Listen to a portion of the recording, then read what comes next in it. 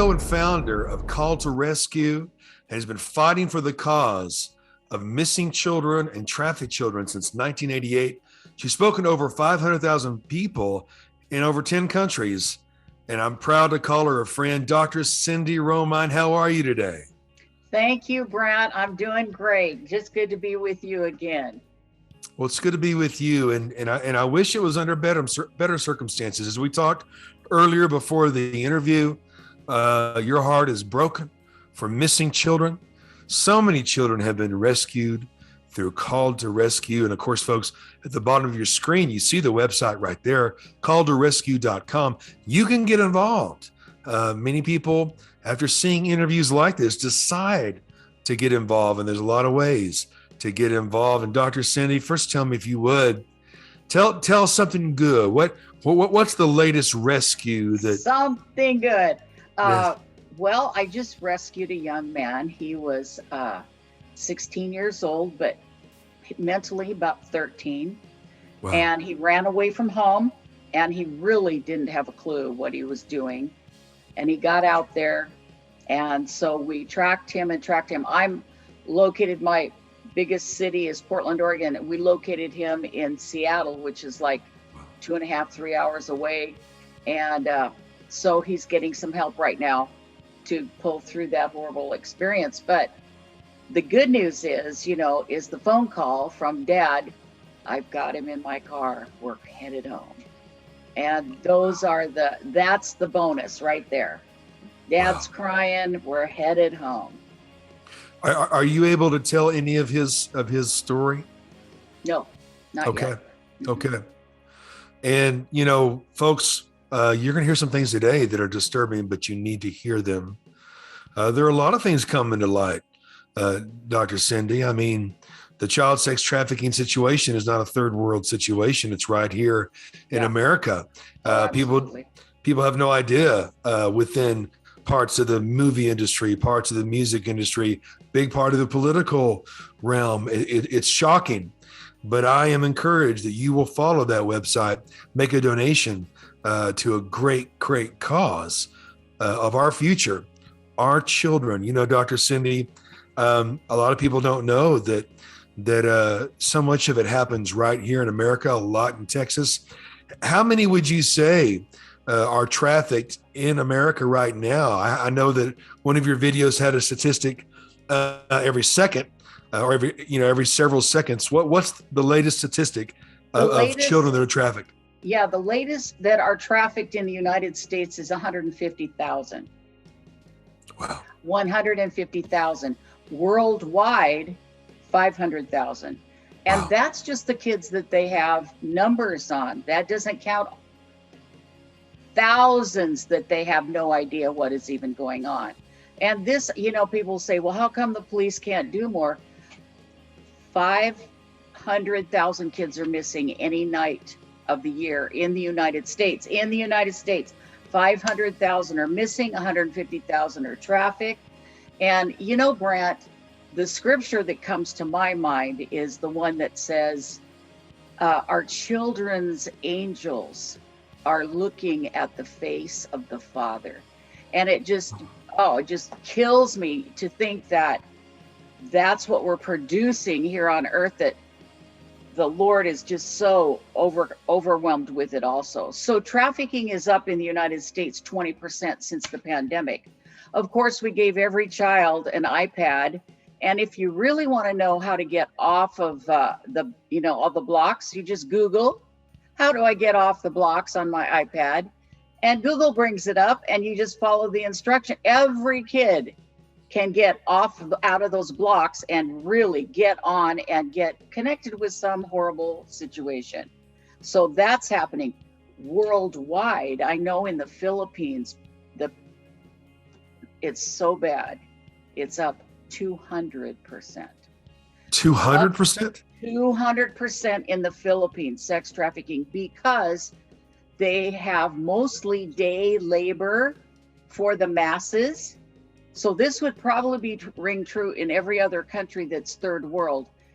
Day labor workers, the guys go to work, they bring home the money, that mom runs to the store, gets the food, feeds the kids. But as soon as COVID hit, nobody was allowed to work anymore, and the governments weren't prepared to take care of anything. And so here we are with mom and dad, absolutely no way to feed anybody, themselves, their children, anything. And actually, the majority of the selling of children is from the family itself. So it's so overwhelming. It's like, well, we don't want to hear it. It sounds so bad. How naive can we be? We're not even praying about this stuff, right? Because we're afraid that it's going to hurt our heart if we know the truth. It's time everybody knows the truth about sex trafficking worldwide, and we get on our knees and we bust this thing. Well, it takes courage to face the truth. Yes. I was telling someone the other day, it may have been Saturday Man Show with Caleb, but sheep don't hunt. They just eat what they're given. Yeah. But the lions, they hunt. And people are the same. There are sheeple, who just cover their eyes and their ears, not their mouth. Yeah. And they don't want to hear about it, because if they don't hear about it, then it doesn't exist. Yeah. But the lions are hungry. Dr. Cyndi, it was you and your husband on a trip many years ago, and you watched from the river, from a way that you couldn't get to him, some tall European guy buying a baby girl and abusing her right there in the river, sold by her parents, which is unspeakable. And that started your journey, I remember. Yeah. But now it's right here in America. And COVID made everything worse, with domestic abuse and pornography and the child sex trafficking. And it's very prevalent. But the lions that I talked to about this issue, Dr. Cyndi, they not only want to support you, they want to be on the teams that help rescue you. Absolutely. Rescue the children. Yeah. And they want to, many want to execute justice on the perpetrators. But folks don't even realize that this is an American problem as well. There are spotters, even in high schools. And junior highs. And junior highs now? Yeah. The average age of a child taken in sex trafficking is 12 in the U.S. So they're so young. So yeah, we have spotters in junior highs and even elementary, right, that spot the kid that's standing alone, that's vulnerable. And then they go, and the spotters are actually on campus, other little kids their age. Some guy comes up and says, hey, would you like a new iPad or whatever? Yeah. Oh yeah, go get me that girl's phone number. Yeah. And they do, and then your child is targeted. The shocking thing, Brant, is that we don't believe it could happen to our kids. Right. And it's like, we just had a friend who's been a friend forever and ever, good family, Christian family. And she called the other night and said, I have a missing girl. My daughter's gone. So for you to think that it could never happen to you would be so naive on your part. And the reason that everybody wants you to stay naive, like the devil, he wants you to not be defensive at all. Just leave your babies out there to be grabbed up. And you might say, well, my babies they're never exposed to anything. But every Thanksgiving and Christmas, your children are molested. Your kids can't be molested if they're never exposed to anyone. But most young molestations are by family members. And then everybody says, not my family. I'm telling you, you can't say that. You have to protect your kids. At Thanksgiving and Christmas, keep the kids with the adults, play games, do things kids like to do, but don't leave them alone and vulnerable. We just rescued a 12 and 13-year-old in the Philippines, and they were not abducted. They were seduced and whatever by a witch doctor who calls himself a preacher. And then him having sex with them was more spiritual enlightenment for the girls, right? And so they fell for it, but we are after the dude. We have got the dude.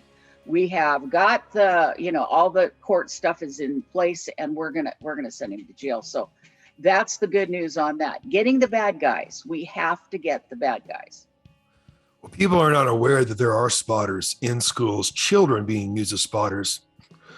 And, you had a statistic from one of your promotional videos on the website that every so many seconds, this number of children are being trafficked in the world. What is the current number now, the number of seconds and the ratio of children that are being sex trafficking? Well, of course, it's exponentially gone up, but it's like every 2 seconds, 5 children are abducted worldwide. Every 2 seconds? Yeah. You want to hear a shocker? Trafficking worldwide brings in $99 billion a year.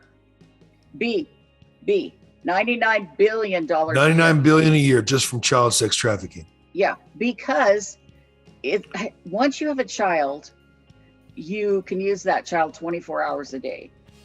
I'm sorry to say that, but that is true. And if you're selling drugs, as soon as you sell the drugs, they're gone. If you have a kid, it's forever. I mean, you've got them for the next however many years you want them. And the general life expectancy for these children, is it only a couple to 3 years tops? It's anywhere between 3 and 7 years, depend on how productive they are. And then I have heard that some, after they're used up, their organs are harvested. Yeah, not in the United States usually, though.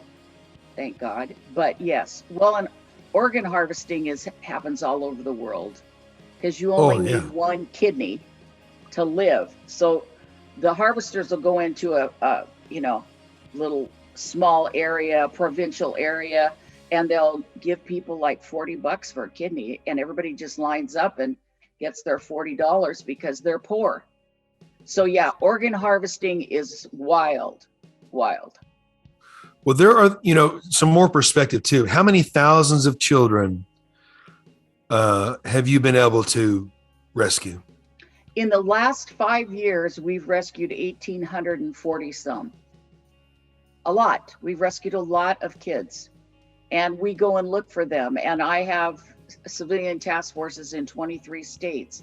And then when we know we have a missing kid, we throw that into that area with those people, and everybody just looks. Of course, the pandemic has not helped us any in that area at all, because we were, stuck at home. But that's I don't know about everybody else, but that's lifted here, and we're able to get back on the streets in Portland. Thank God. Are there certain states that are heavier in child sex trafficking than others? Absolutely. California is number 1. Texas is number 2. Florida. Yeah. So, yeah. And every state is bad. So I don't want to just pinpoint those 3 states, because every state in every little burg, every little city, every little village has sex trafficking. And it's really, really sad. I rescued a girl, and she was doing really, really good. And her mom was doing good. Everybody was off drugs and everything was wonderful. And she got back with a boyfriend who was doing drugs, and they did drugs. And then they decided they would go from Nebraska to Florida. They stole a car. They got to Florida. Then they decided they were coming home. They stole another car. They're both on drugs on the whole time. They get in the car, they drive, they get to Oklahoma.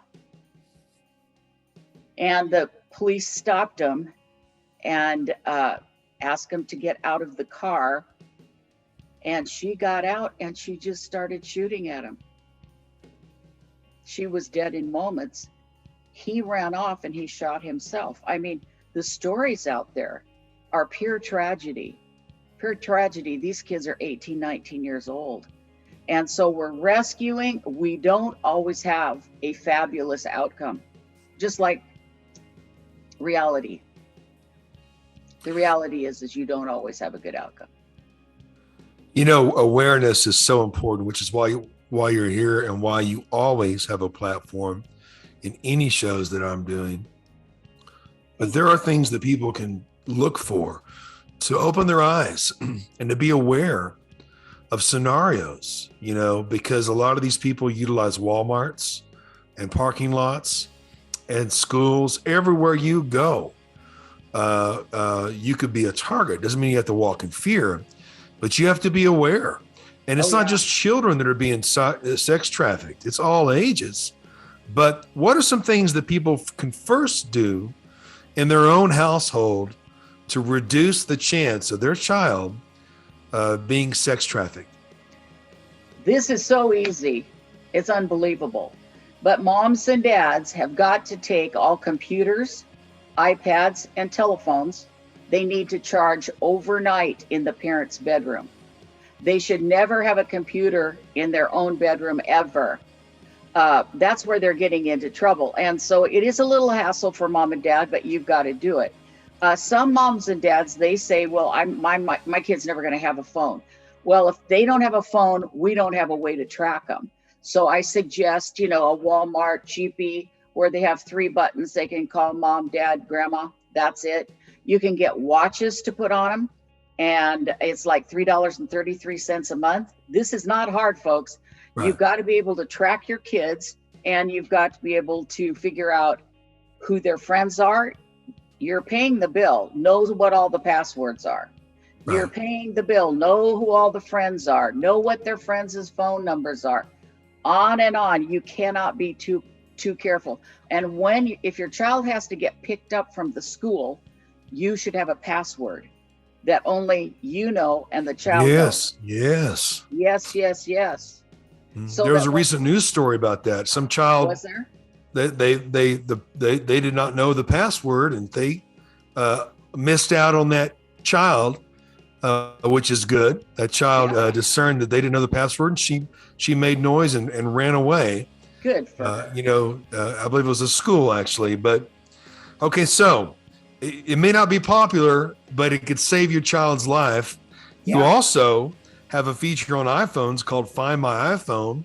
Maybe a good place to start.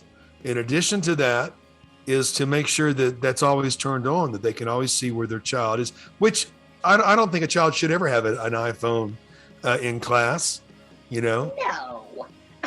It's insane. They're ridiculous. Your kids. They're not your buddies. Yeah. So if you pick your child up from school, then they have an iPhone, and you take the iPhone and say, let me see what you've got on here, and there are no texts, they've been deleted. They are suckering you. You cannot, that's, you're never getting your phone again as long as you live, right? Because they're sneaking around.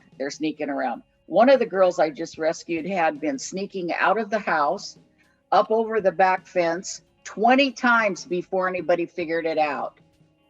So I recommend having, I don't know who everybody has, and this is not a plug for a company, but like a security system where you have all the doors, all the windows, the window opens, bam, everybody knows about it.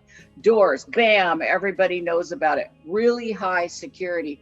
And I would go so far as to having some cameras depending on where you live. Some people don't need cameras, but other people really need cameras. If you happen to have 4 teenagers, get cameras, so that you know who's going in and out on everything. Well, in addition to that, Dr. Cyndi, there are some signs people can look for when they're out and about as well. Telltale signs that a young lady and an older man, in particular, behavioral patterns where something isn't right. And increasingly, people are starting to pick up on that something's not quite right. You see a pairing of an adult and a girl in body language. It doesn't seem right, and they bring that to the attention. They're also using their phones to capture that and call authorities. What are some signs to look for people who are concerned about child sex trafficking, and how maybe on the most intermediate of levels they can get involved that way as well as just being more aware? Yeah, that's a great deal. So you have the legitimate thing. You have dads and daughters, grandpas and daughters. You have all the legitimate relationships. Right. And then you have these that kind of set the what's going on. And so you have to be really careful, be discerning. But the police would rather have you call than not call. So you just go ahead, you just call and let them take care of the problem afterward. But the number one place that people are picking up on these girls is at the hair salons, because the pimps are taking the girls in to get their hair done every other day. Uh-huh. And then when they go in, what they do is they say, now this girl doesn't speak English, and so here's what we want to have done to her hair. And the deal is this: if you know anything about refugees or people coming in that don't speak English, it's the parents that don't speak English. The kids are in school, they speak English. Right, right. Another thing you can do is you can ask a child what school they go to. They don't know because they're trafficked. Right. They've been in a different city every night, so they won't know the name of the school. That gives you okay, here we go. I'm really not feeling this here. And then there's just the times when you know exactly what you're looking at, because you have this little girl and looking terrified, and you have this big guy with his arm grabbing hers. There's a problem here, and you go ahead and call 911. And if they say, is this an emergency or a non-emergency call? If you are that secure, you say, this is an emergency call. I need you right now. And they come. Wow. I mean, our guys are great about showing up. And then Fantastic. I go down the street with flyers with kids' pictures on them. And you could just pick 2 or 3 off the internet and have them with you. And then if I go down to a homeless camp or something, they're happy to help. One guy said to me, yeah, I had breakfast and lunch with her. She's at the shelter up the street. Got her just like that. Yeah. So I think it's more, a person has to have the courage and the guts to go up and ask a few questions, and you will know the answer. Fantastic. And so that's the first step: awareness, looking for the signals, taking care of business in your own household. And of course, with awareness, actually call the authorities, folks. It's long time been known that if you're walking out in a parking lot and you're aware, they don't target the people that are aware. They target people that are unaware or distracted. In this day and age, so many people have their faces in their phones. They're easily distracted. People have no idea that this is happening. So many people don't. This is happening in broad daylight in their own towns and their own cities. Girls being sold for $10,000 and a spotter being offered something as cheap as an iPad, for a human being that is being trafficked. But in addition to awareness, in addition to taking action and calling the authorities, in addition to supporting the great work of Call to Rescue through the website, let's say someone wants to go even higher than that. What kind of people are eligible to be a part of your task force? Well, we're really careful, Brant. I bet. Yeah, we're really careful. I'll tell you who we can't have. How about that? Okay. I can't have a guy who thinks he's Rambo and he's going to go kill everybody. Right. That's my number one problem, right? Every dad, every uncle, they're coming in with guns loaded, and they're ready to. That's not what we do, right? And so what do? We actually find a child where we think we're pretty positive that's where they're at, like in an apartment, in a house somewhere. And the other day I just called and said, hey, I've got a missing kid, and they're in this house at this address. I've got my eyes on the house. The police say, okay, just stay right there. Let us know if they leave. We're on our way. They got there. They got the kid. Bada boom. Right. So I think it depends on who the person is, how much they want to do. And you do take risks doing it. And I'm not shy about saying that. And a lot of husbands don't want their wives doing it. Right. They don't want them on the street, which, yeah, for sure. I work really well because I'm a grandma, and I'm not the demographic they are used to seeing anywhere on the street. So I love grandmas, tough grandmas who, middle-aged women who really can get out there and they're not afraid. They've already raised their family, and it's all clear and away we go. And that really works really well. And then I always like to have some men with me. I don't Right. like to be out there without my Right. back covered. Yeah. Right.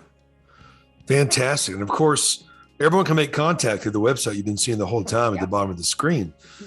Call to Rescue. Of course, this is calltorescue.org, but calltorescue.com also goes there as well. As we're winding down, Dr. Cyndi, what can people like me who have podcasts and have television shows and such, how can we be a part of the effort? Well, the biggest thing is the awareness, just letting people know it happens all the time. This is not a small problem. The United States has the problem, massive problems. And of course, you've got to remember that 150,000 children are trafficked in the United States right now. That is such a shocking number. I think it's more shocking than even the 500,000 worldwide, because people put them all in Africa or something, right? But 150,000 in the USA are missing. Let's do everything we can to bring our babies home. So proud of the work that you do. Thank you, sir. And you also mentioned too before the interview that you are an adjunct professor teaching awareness. Tell us about that, if you would. Well, it's just, adjunct is wonderful because you don't have any responsibilities of a regular professor, but we just go in and teach about sex trafficking, and we have police there. I have FBI guys there. I work with Homeland Security. Homeland Security said, hey, we've got a case and we're sure she's dead. Can you look for her anyway? We said, sure, she's supposed to be in our area. And 3 months later, she was home with mama. Wow. So you got to do everything you can, right? You got to do everything you can. You've seen amazing things happen. You've done amazing work. Amazing. And I know that you have stored up treasures in heaven from all the children that you have helped rescue. And, people like to talk about how they care about the kids, but when the money changes hands and policies are made, a lot of them don't care anything about the children. It's people like you, Dr. Cyndi, that care about the kids, and people like me, and those of you who watch. So let's be aware. And these 150,000 kids being sex trafficked in our country right now, let's clean house. And my fellow Texans, let's bring these kids home. Thank you so much, Dr. Cyndi, with Call to Rescue. And we look forward to supporting your efforts and hearing about your successes and airing your commercials. And we'll talk to you soon. Thank you again, Dr. Cyndi. God bless. God bless you, and thank you for watching. We'll see you next time.